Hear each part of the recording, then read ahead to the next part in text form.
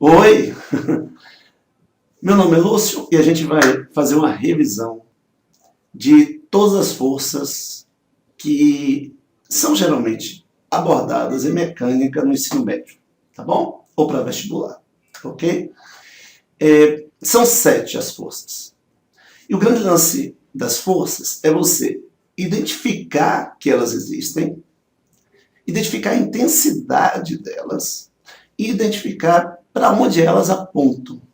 Ou seja, um mapeamento completo de cada uma das forças, das 7 forças. Tá bom? Então vamos começar pela primeira força e a mais simples de todas, que é a força de fio, força de tração. Fio, quando você amarra isso em alguma coisa, você não consegue empurrar essa coisa com o fio. Você só consegue puxar. Então toda vez que você tiver uma mãozinha e um fio, ou só um fio e não aparecer a mão, porque a figura parou antes da mão, né? Ou um corpo está preso ao outro, não importa, nas extremidades do fio. O fio só puxa. Então vai ter um vetor força, que é chamada de tração, no sentido do fio. Tá bom? A intensidade da tração não tem uma fórmula, uma regularidade. A tração ou é oferecida no enunciado, ou a tração é a pergunta da questão. Né? É algo a ser descoberto na questão. Tá bom? Vamos tratar de algumas situações que tenham fio. Ok? Vamos lá. Ok?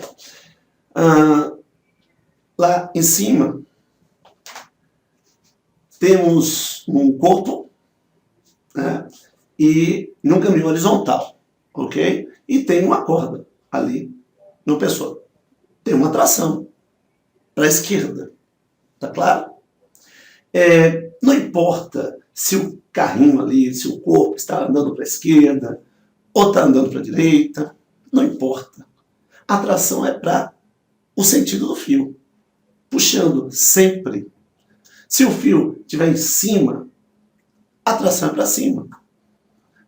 Se a trajetória, vem para cá, for vertical, o corpo estiver subindo ou descendo e tem um fio, a tração sempre aponta para o fio. Se a trajetória for circular e tiver um fio, não importa a trajetória, não importa se ele está em movimento. Se tem um fio, a tração é para o fio. Se o caminho for inclinado, né, a tração também é para o fio. Tá claro? Então, isso é o que você tem que saber de tração. Mapear a tração é assim, simples desse jeito. A segunda força é uma força exercida por uma superfície, tá bom? Superfície rígida. Quando o corpo toca a superfície rígida, essa superfície faz uma força perpendicular a ela, tentando evitar que o corpo penetre nela. Essa força é chamada força normal. E não importa a situação, sempre uma superfície, quando recebe o contato de outro corpo, ela faz neste corpo esta força normal. Tá certo? A normal, como a tração, ela não tem regularidade. Então, ou a questão vai lhe fornecer o valor da normal, ou a questão vai dar condições de você encontrar a normal. Tá certo? Agora vamos tentar mapear a normal em diversas situações, de forma semelhante ao que a gente fez com tração. Tá bom? Então, lá no canto, tem o quê? Tem uma superfície horizontal, né? E tem um corpo tocando a superfície. Então, está normal. Para onde? Para cima. Por quê? Porque a superfície está embaixo. Não importa se o corpo está indo para a esquerda ou para a direita, ou se tem um fio, tem o que for, a superfície faz uma força normal. E a normal só tem a ver com a superfície, a posição dela e a posição do corpo. Mais para cá. Existe um corpo subindo. Digamos que uma mão esteja pressionando o corpo, né, contra a parede. E aí o que vai acontecer? A parede é uma superfície rígida e vai fazer uma força perpendicular a ela, força normal. Mas aqui em cima, né, tem o quê? Tem uma superfície circular, né? Uma trajetória circular. A trajetória, né? Se eu imaginar o corpo lá em cima, né? A trajetória em cima vai fazer uma força para baixo, perpendicular a ela. Ou seja, no caso aqui, perpendicular ao arco, significa apontar para o centro, entendeu? Então, essa força normal. Já desse lado, mais para baixo, à esquerda, existe um plano inclinado.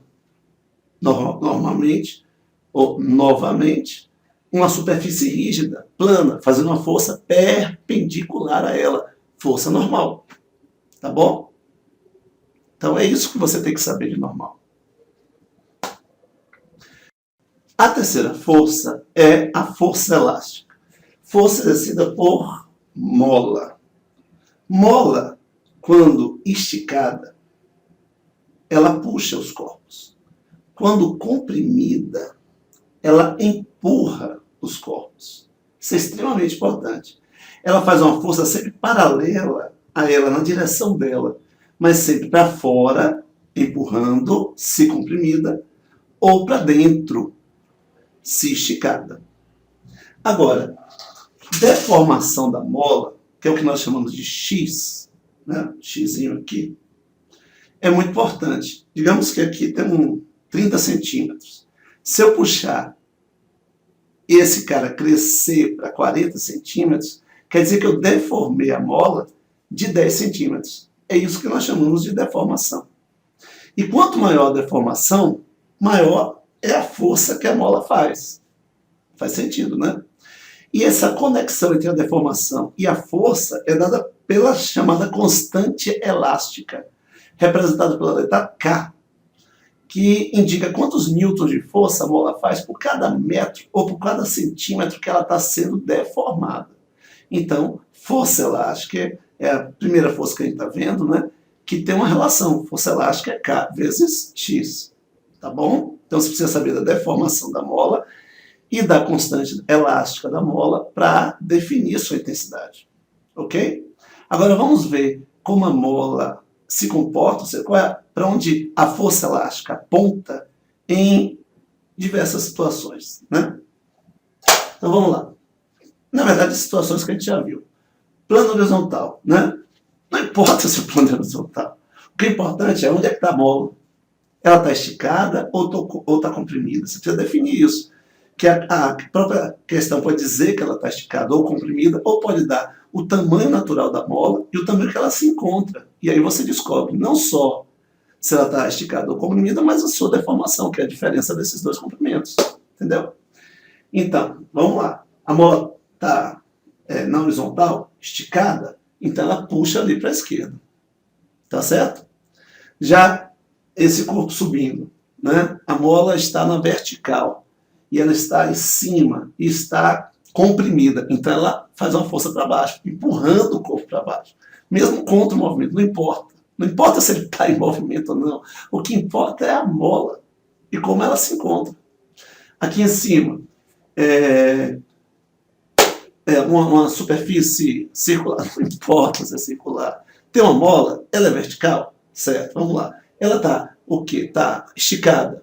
Então ela puxa para ela. Entendeu? Na ladeira, de novo, não importa, né? Como é que está a mola? A mola está comprimida, então ela empurra. E aí você mapeia o sentido, a direção da força elástica a partir desses critérios. E calcula a partir do Kx. Tá bom? A quarta força é uma segunda força que a superfície rígida exerce. A primeira é a força normal, que ela sempre vai existir quando o corpo tocar. A segunda, que é essa que eu vou falar aqui agora, é chamada força de atrito, que só vai existir se a superfície não for perfeitamente lisa e o corpo tentar deslizar pela superfície ou deslizar. A força de atrito, ela é maior quanto mais comprimido o corpo tiver contra a superfície. E essa força de compressão é medida pela normal. Então, quanto maior a normal, né, você verifica que maior vai ser a força de atrito. Por isso, para achar a força de atrito, você vai precisar do valor normal. porque ela influencia diretamente na força de atrito. Entendeu? Só que existe um fator de relação entre a normal e a força de atrito, que é o coeficiente de atrito. Né? E como é esse lance? Né? Bom, esse material aqui é papel e aqui é uma madeira. Né? Eles se atritam de uma forma. Se eu colocar esse papel atritando com outro tipo de superfície, outra substância, eles vão se atritar de forma diferente, mesmo pressionados da mesma intensidade, entendeu? Porque as micro-irregularidades que geram atrito, elas têm uma composição diferente. Então, a força de atrito ela é definida, né, pelo coeficiente de atrito, que é esse fator de proporcionalidade entre a normal e a força de atrito, e a normal, entendeu? Só que você tem dois coeficientes de atrito. Um é o que você mais vai usar, sinceramente, é quando o corpo estiver deslizando, que é o atrito de deslizamento, que sempre é o menor. O outro, né, que pertence ao mesmo conjunto de substâncias, ele, que é o maior, ele serve para calcular a força de atrito quando o corpo não está em movimento. E você está no limite, você está exigindo o atrito máximo. O cara está quase saindo do lugar e o chão está tentando evitar isso. Aí você usa esse coeficiente de atrito, que é o atrito de destaque, né? Que vai levar ao atrito máximo, que é aquele que você tem que vencer para tirar o corpo do lugar. Tá bom? Mas, voltando a frisar o fato de que, geralmente, nossos corpos já estão em deslizamento. Tá bom? Bom, para onde aponta o atrito? O atrito aponta sempre contrário ao sentido de movimento e paralelo à superfície que está produzindo esse atrito. Entendeu? Então, se ele está indo assim, o atrito é para cá. Se ele está indo assim, o atrito é para cá. Então, a força de atrito sempre é paralela à superfície que está gerando atrito. Ok? E contrário ao sentido do caso, ou do movimento. Vamos ver como é que isso se relaciona nas diversas situações de movimento. Vamos lá? Lá, o cara está andando na horizontal e está para a esquerda, o atrito é para a direita. Se for para a direita, o atrito é para a esquerda. Né? Se ele estivesse movimentando para a direita, o atrito é para a esquerda. Aqui, mais para cá. Se ele estiver subindo, pressionado contra a superfície, né? Essa superfície vai estar fazendo uma força de atrito para baixo. Se estiver descendo, essa superfície vai produzir uma força de atrito para cima. Em uma trajetória circular, essa aqui, que geralmente fica acima de mim, né? Se ele estiver para cá, para a esquerda, né? O atrito vai ser para a direita. Mas ela também pode ser lisa. E aí, some o atrito. Então, se a questão falar de superfície lisa, ela vai afirmar isso. Ou se ela quiser que não exista o atrito, ela vai ter que definir isso. Né? Por último, está no plano inclinado, subindo. Certo? O que vai acontecer? O atrito é contrário ao movimento. É na direção da ladeira, só que para trás.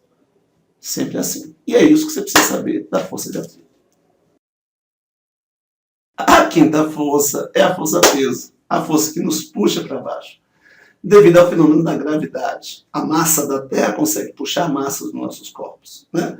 E aqui, um corpo de 1 kg tem um peso. Um corpo de 3 kg pesa 3 vezes mais que um corpo de 1 kg. E por isso que para achar o peso, você precisa da massa. Quanto maior a quantidade de massa, maior o peso. Só que tem um fator de conversão, né? Que é o campo gravitacional. Né? Massa vezes campo gravitacional é igual ao peso. Por que vezes campo? Porque o campo gravitacional é a quantidade de peso para 1 quilo. Então, 1 vezes, aqui na Terra, por exemplo, é 10 newtons de peso para cada 1 quilo.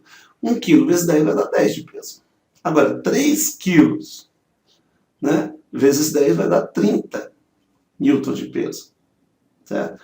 O campo gravitacional também é chamado de aceleração da gravidade. Né? Porque quando a gravidade atua sozinha, a aceleração que o corpo tem é numericamente igual ao campo gravitacional. Né? Mas aqui o foco desse recorte é como encontrar o peso. Então, massa vezes campo gravitacional. As diversas situações. Bom, caminho horizontal, cara indo para a esquerda. Não importa o sentido do movimento, o caminho, o peso é para baixo. Cara subindo, o peso é para baixo. Cara descendo, o peso é para baixo. Cara no movimento circular, o peso é para baixo. Não importa onde ele esteja indo. Né? Em uma ladeira, o peso é para baixo. Né? Aí fica oblíquo em relação à ladeira. Isso vai ter uma complicação depois. Mas o peso, o mapeamento da força-peso é para baixo. Não importa se o cara na ladeira está subindo ou está descendo. O peso é para baixo. Então é uma força extremamente simples. Tá bom? É isso que você precisa saber do peso. A sexta força é uma força exercida por um fluido. Né? Um meio no qual o corpo pode se movimentar. Ok? Vamos pegar aqui.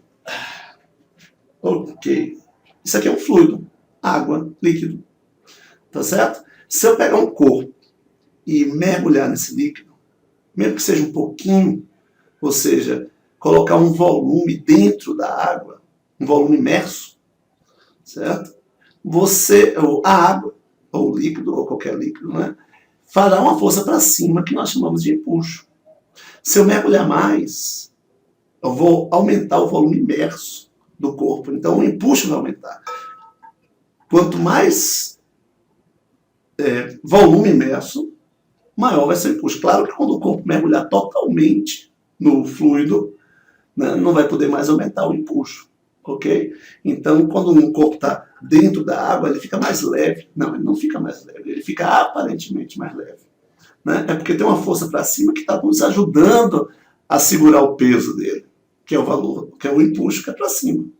Agora, o empuxo não depende só do volume imerso, depende da densidade do líquido. Se esse líquido fosse mercúrio, que é 13 vezes mais denso que a água, o empuxo que essa pedra estaria sofrendo para cima seria 3 vezes maior. Né? Talvez ela nem conseguisse mergulhar pela intensidade do empuxo. E o campo gravitacional também interfere. Quanto maior a gravidade, maior o empuxo que os líquidos ou os fluidos fazem para cima. Tá certo? Na verdade, eu aqui estou sofrendo um empuxo para cima, exercido por um fluido que me cerca, que é o ar. Mas como a densidade do ar é bem pequenininha, né, o empuxo que nos empurra para cima, exercido pelo ar, é insignificante. Né? Mas ele existe. Né? Insignificante, pelo menos para minha massa. Eu sou pesadão. Agora vamos para situações problemas. Né? Vamos lá. Vamos pegar a situação problema da força anterior e vamos colocar empuxo. É só colocar água para todo mundo. Entendeu? Vamos encher isso daqui de água. Tá vendo? Eu fiquei sem ar. Agora me deixa criar uma bolha de ar que eu posso falar, tá beleza? Eu não sou Aquaman. Então, vamos lá. Todos esses copos agora têm empuxo. Para onde? Para cima. Então, da mesma forma que o peso é para baixo, empuxa para cima. Acabou. Não importa a situação. Sacou? Bom, agora eu vou inverter. Eu estou pequenininho aqui, né? Bom, a sexta força é uma força também produzida pelo fluido, que é chamada força de resistência. E a gente vai representar por R, mas tem alguns livros que usam F, res. Eu não gosto porque atrapalha com força resultante. Bom, por que eu estou aproveitando essa imagem? Né? Porque aqui a gente mapeia facilmente o sentido da força de resistência, que é muito simples. Ela é oposta ao sentido do movimento. Não importa o jeitão da trajetória, se é curva, reta, inclinada, ele está se movimentando para onde? Certo? Vamos lá. Então, todos esses estão em movimento? Estão. Vamos botar aquele na horizontal. Tira o movimento dele. Certo? Os que estão em movimento, vamos mapear agora. Se tudo estiver dentro da água, todos têm força de resistência, que são forças contrárias ao movimento. Entendeu? Aquele que está parado não tem força de resistência. Tem impulso, tem outras forças, mas não tem força de resistência. Então, para ter força de resistência, precisa ter velocidade. Certo? E o sentido da força de resistência sempre é oposto ao sentido do movimento. Então, vamos aumentar de tamanho? Bom, a força de resistência depende diretamente da velocidade. Certo? Só que quando você vai aumentando a velocidade, a força de resistência vai aumentando muito. Porque a relação dela, né, visto experimentalmente com a velocidade, traz a velocidade elevada ao quadrado. Então, a força de resistência é obtida a partir da velocidade ao quadrado. E o fator de conversão é uma constante, chamada constante de proporcionalidade para a força de resistência. É fácil identificar, porque ela tem que vir com esse nome todo, porque não tem um nome especial. Tá claro? Então, é assim que você determina a intensidade da força de resistência, ou, se você tiver a força de resistência, determina a intensidade da velocidade, que é muito comum também fazer esse jogo nas questões. Dá condições de você achar a força de resistência e aí pergunta qual a velocidade desse corpo nessa situação. Tá claro? Então são essas as 7 forças e eu espero que você saiba mapear então e identificar a intensidade de todas elas. Ok? Valeu!